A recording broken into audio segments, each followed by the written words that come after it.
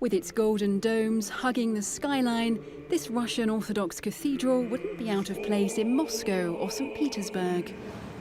However, if you take a look at what's next to the cathedral, you soon see we're actually in Paris. The cathedral opened its doors just a few years ago, but cultural ties between Russia and France stretch back more than a century. In the aftermath of the Russian Revolution, more than 1 million Russians emigrated. They were to leave their mark in the arts, science and public life of the countries they arrived in. Around 50,000 Russians, known as white émigrés, settled in France. Amongst this first wave of emigration was novelist and poet Ivan Bunin, regarded as the literary heir to Tolstoy and Chekhov, and the first Russian to win the Nobel Prize for Literature. I'm very happy for myself and, above all, for Russian literature.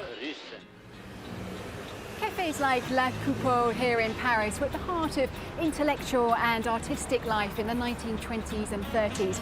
And it's here that Ivan Bunin would have come to write and to meet with other Russian émigrés.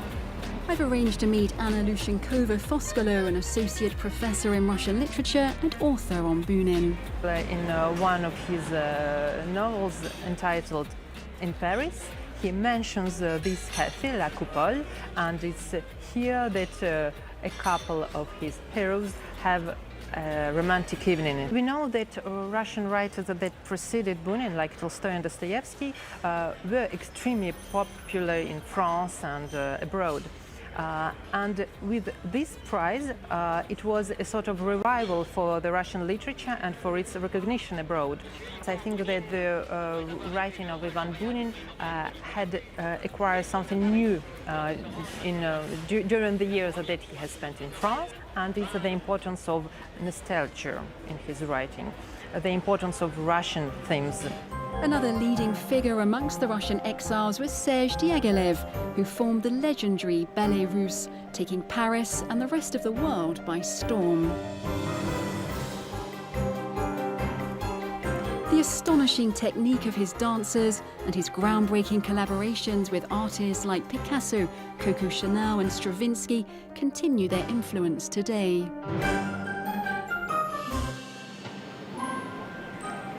At the Chaillot Theatre in central Paris, they're preparing for a production of Nijinsky the Woman, and I've been allowed to sit in on rehearsals.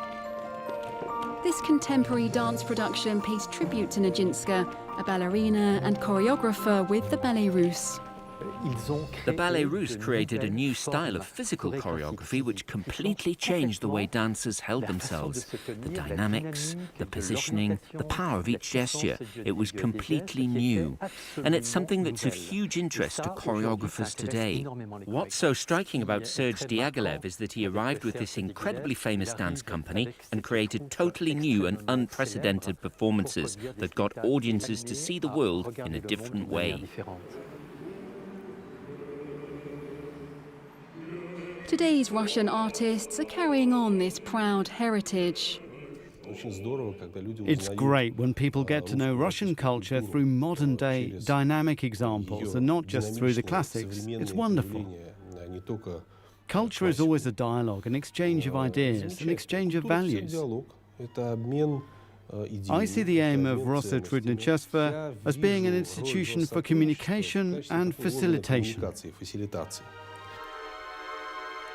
Based in Moscow, Yuri Bashmet is a conductor and violinist who performs in concerts around the world.